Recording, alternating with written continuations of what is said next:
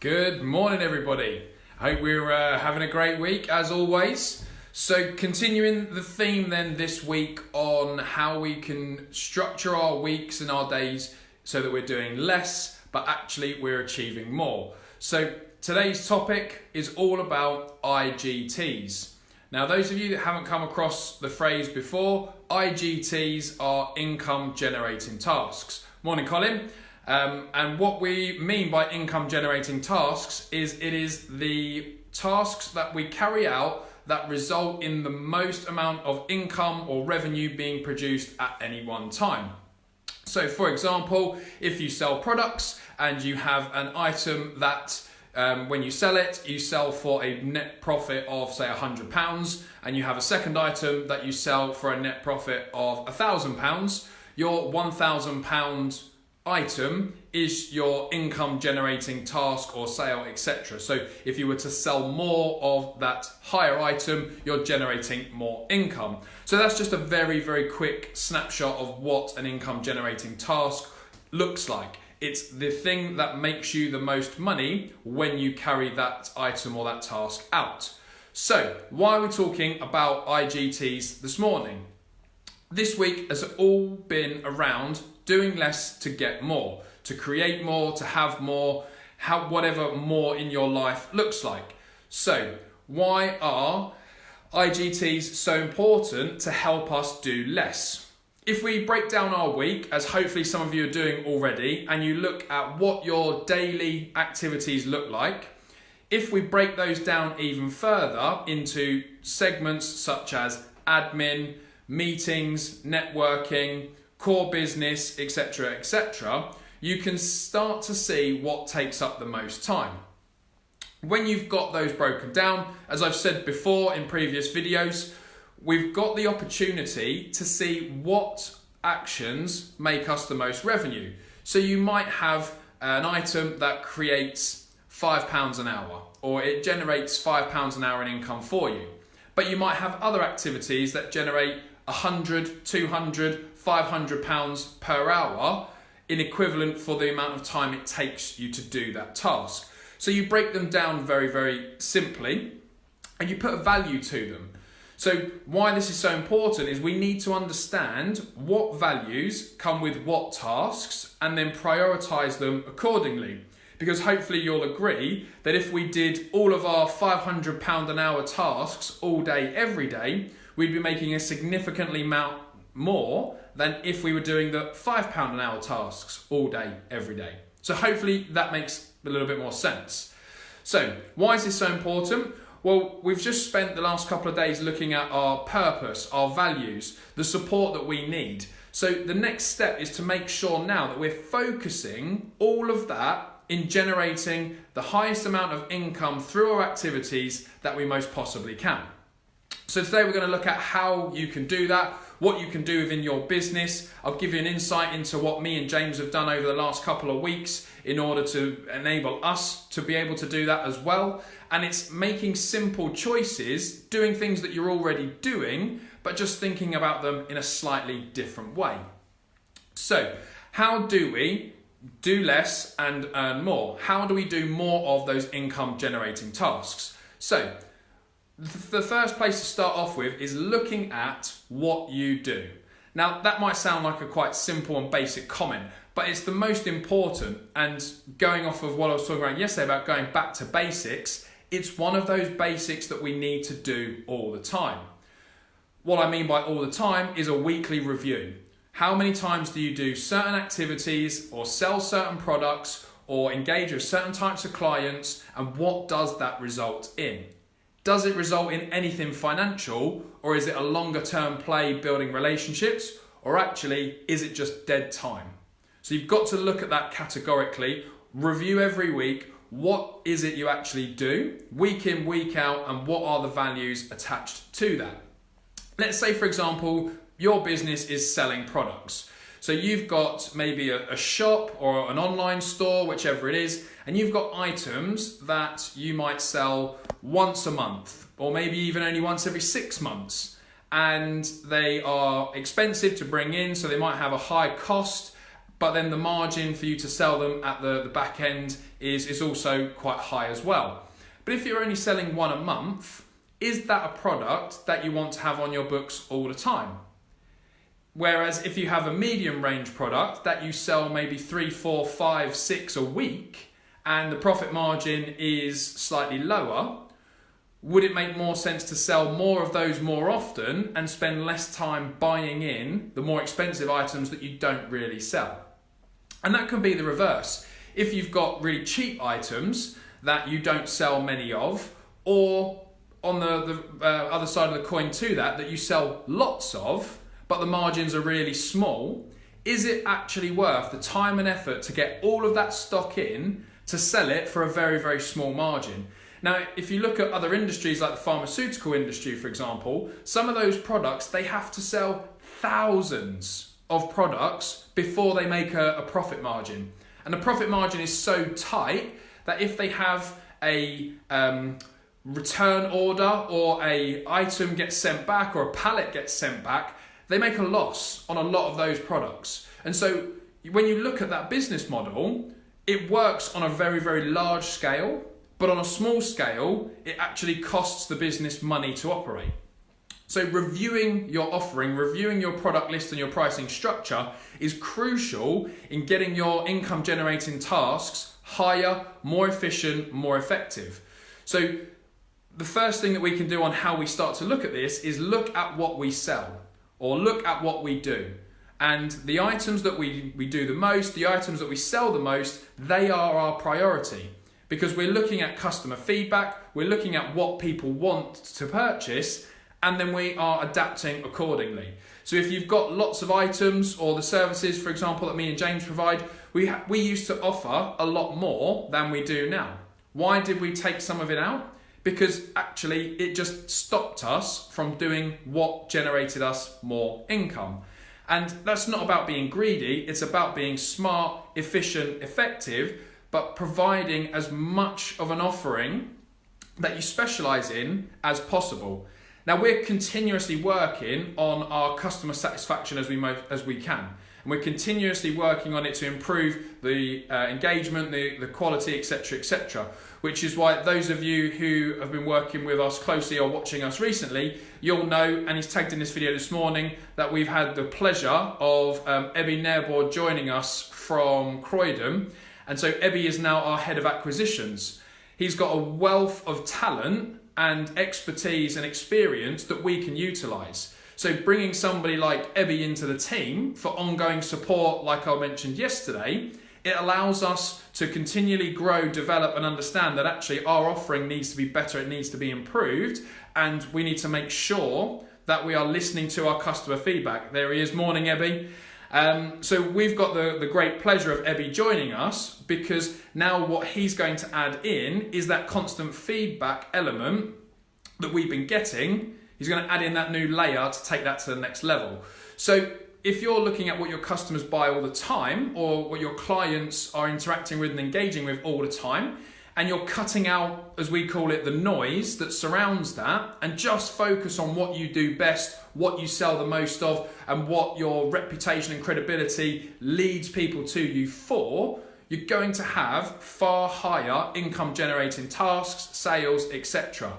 Because when we're looking at the bottom line, if we're being brutally honest with ourselves, we want that to be as high as possible. So in terms of the revenue coming in above the bottom line. So we want that taken care of, and then we want everything else on top to be profit. So if we've got loads of items that we just don't sell, the stock sits there, they depreciate in value, we're losing money all the time. So we're better off to be getting rid of all of the items that we don't sell or that cost us a lot of time, effort and resource, and focusing on the ones that do us the most sales, or we get the most engagement, the most credibility for. So thinking about how you're going to start doing that is really, really crucial. So then what we do moving forward from there is we look at how we make that product better. How do we add more value to that product? So it could be that actually we've got loads of products that we don't sell, or we've got loads of services that we don't utilize enough, so we bundle them in. And then all of a sudden, you've got 3 or 4 activities, tasks, products, etc., all bundled into one, and you sell it as a package. So that it's not that you're getting rid of less valuable services in a quick and easy way by bundling in with others. You're adding more value to the cost of that original one. So, for example, people feel like they're paying £10 for a £20 product. So then they're going to be more inclined to buy more of it. And that could be, if you look at, for example, what me and James do, so that could be that when people buy a property from us or they're coached and mentored by us, that we add in other areas of value. So it might be that we chuck in discounts, or it might be that we throw in some other items as part of the service. It could be that we add on additional extras. And what I mean by additional extras is that they get to sit down with us for a couple of hours and really strip back what we do and how they could do that in their business. It could be that if we're buying multiple properties for people, then we're looking at how we bundle the services together to reduce their costs rather than paying full price on everything that we do. There's just lots of different ways that you can start to add value and changing the offering ever so slightly. But what it does is it increases the income generated from that one task.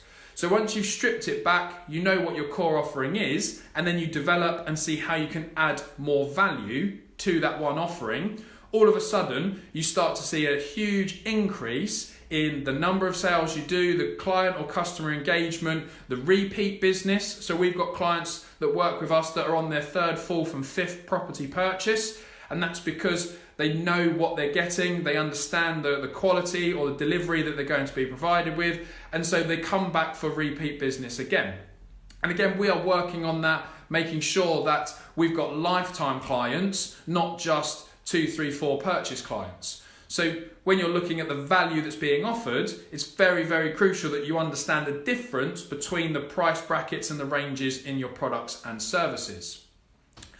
So to bring that back to why income generating tasks and prioritizing them allow you to do less and achieve more, if you've outsourced or you've delegated or even completely got rid of all of the items or near on all of the items that only generate you £1 to £10 an hour, and you're now focusing on everything that's £20 an hour plus, what that allows you to do is really focus on driving up the amount of revenue, income, etc. that is generated.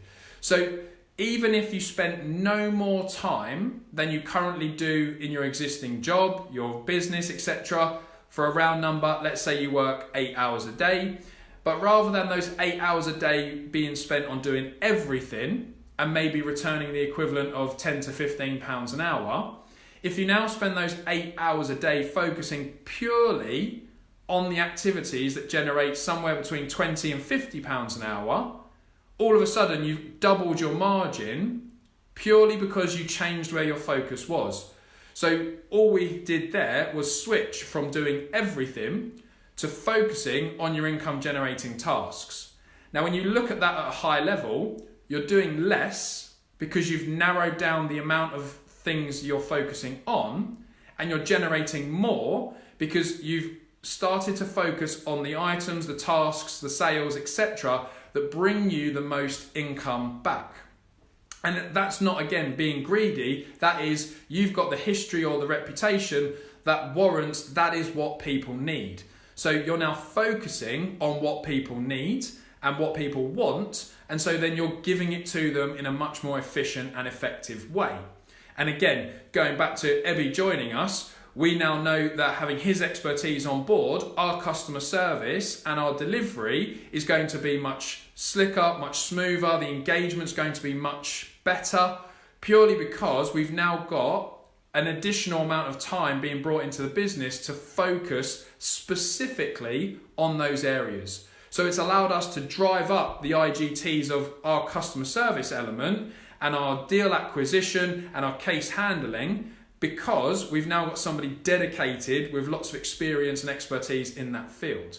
So that's just one example. Ebby, I hope you don't mind me sharing that, but I know that we've been speaking a lot recently, so that should be all fine. But let's just say one example as to how you can start to really focus, really narrow down, and make sure that you're getting the most out of everything you do. So what this then allows us to do on the long term is start to gain metrics, analytics, and data of where our best customers come from. So we've all heard of the 80-20 rule. 80% of our revenue comes from 20% of our clients or our customers. So we want to maximize and attract more of those 20% clients. Now, this may be difficult to believe, but if you spend all of your time focusing purely on those higher income generating tasks, yes, there'll be bits around that we need to focus on as well. But if the majority of our time was focused on those high IGTs, more people, more customers, more clients who want that product or see value in that product will be attracted to your business. So it's not necessarily that you change all of your marketing and you increase your marketing budget from £10 a day to £100,000 a day. You know, it doesn't need anything extravagant like that. But what it does allow you to do is focus things in, start attracting more people who want those products, and then you build your brand, your credibility, and your experience in delivering those items, selling those products, and you start to become the person to go to for that particular, again, sale, product, service, etc.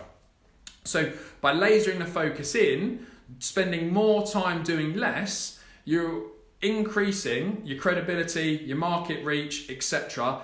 in the area that you want. So rather than having somebody who may spend £50 with you, another person who spends £100, and then another person who spends £500, you're targeting to bring in more people that spend the £100 to £500, and everybody else, if they see the value in what you're offering, then it's right for them to purchase. And if it's not, you know that they're not quite your target market anyway. So that's a little bit of a long-winded explanation, but hopefully that makes a lot of sense and you understand why narrowing down, focusing on less actually allows our IGTs to increase. We're able to push the value of those IGTs up further, and you then become more credible, deliver a better service, and allow yourself to expand in the right way so that people understand what it is you do, how you do it, and where the service and the value comes from in your offering. So some of you might be thinking, well, that's easy, but it's easy to say, but if I'm the only person doing it, or there's only 2 of us or 3 of us, what if we haven't got the time to get rid of loads of our products? Or what if we've got so much stock that actually getting rid of it would cost a lot of money?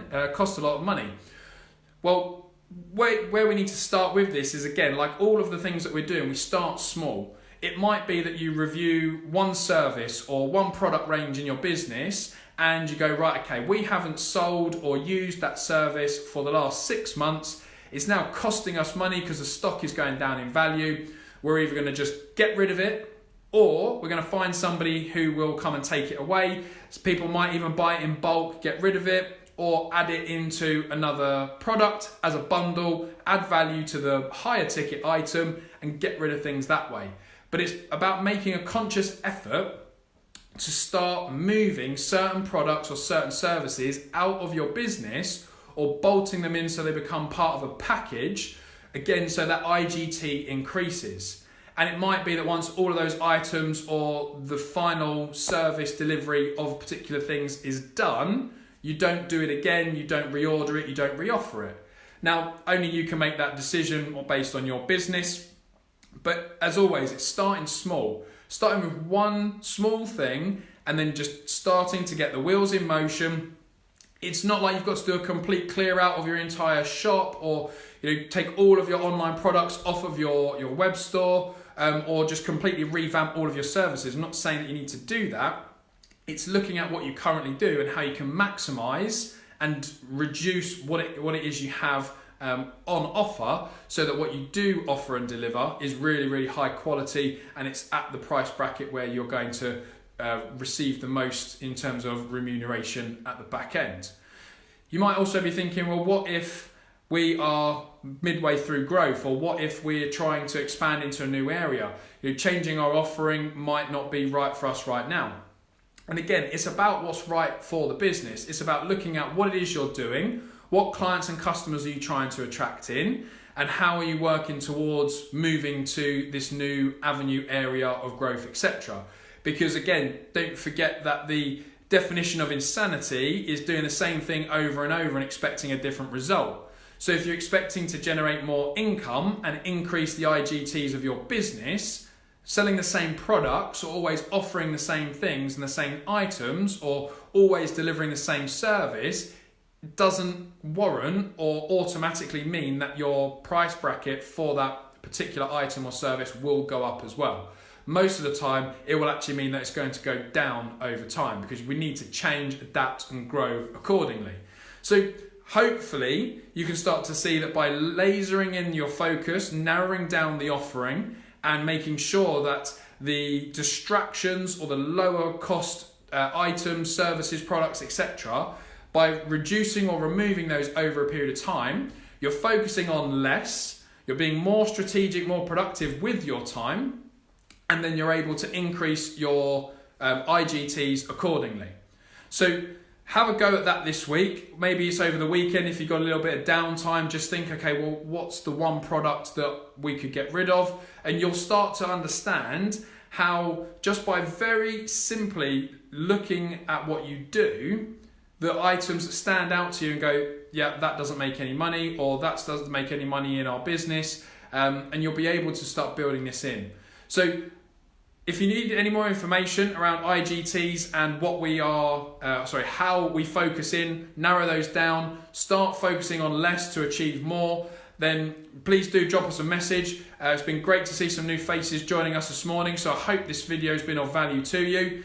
As I've said all week long, just to make sure that everybody is aware, from next week, these morning videos are going to be delivered from the Provest Holdings page, and we're also going to be introducing everybody to the Provest group as well. So we have got both of those set up. If you want to follow this video more from next week onwards, then please do like, comment and share our pages and ask to join our groups. We will make sure that we're engaging with you, interacting and reaching out to answer any questions, queries that you've got. If this video is of interest or you think it might help somebody, please do tag or share them in this. Make sure that we're getting this message out on a wider perspective. And if there's anything else that you'd like to hear me talk around or deliver in a certain area of business, certain area of property, or if you want to see what me and James have been doing over the last couple of weeks and months, then we will do so. As I've done today with Ebby, I'll be making some more announcements and growth measurements and sharing those with you over the next couple of weeks. So keep an eye out for those, because we're growing in different directions at the moment. It's a really, really exciting time. That's all from me this morning. Again, hopefully IGTs are now a priority for you. You can see how when you understand your purpose, your values, and you get support, you can really narrow down and focus those IGTs. So again, to continue this theme of doing less and achieving more. That's all from me this morning. Hope you have a great Thursday, and I'll see you to round off the week tomorrow. Have a great day. Bye for now.